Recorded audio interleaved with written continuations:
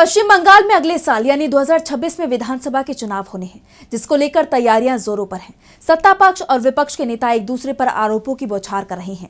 इस बीच बीजेपी की मुश्किलें बढ़ती दिखाई दे रही हैं। टीएमसी ने बीजेपी के एक बड़े नेता पर एफआईआर दर्ज कराई है और बंगाल के अपमान का आरोप लगाया है, जिससे बीजेपी पर कई बड़े सवाल खड़े हो रहे हैं।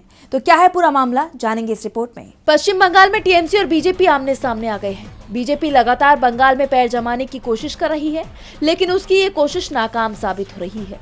टीएमसी ने बीजेपी आईटी सेल के प्रमुख अमित मालवीय पर केस दर्ज कराया है, साथ ही कार्रवाई की मांग की है।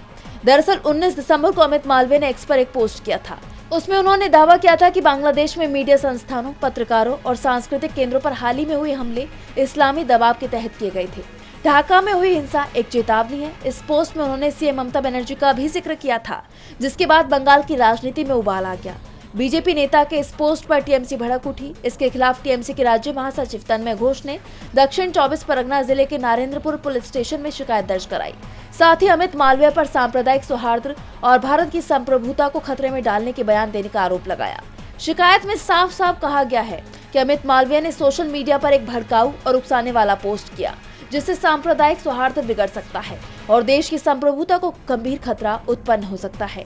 इसके साथ ही टीएमसी ने बीजेपी नेता पर बंगाल की सीएम ममता बनर्जी का भी अपमान करने का आरोप लगाया और सख्त कानूनी कार्रवाई की मांग की। ऐसे में टीएमसी और बीजेपी के बीच का टकराव और ज्यादा बढ़ता दिखाई दे रहा है। सवाल उठ रहे हैं कि क्या इस बार भी बीजेपी के लिए बंगाल दूर है। डीबी लाइव पश्चिम बंगाल की रिपोर्ट।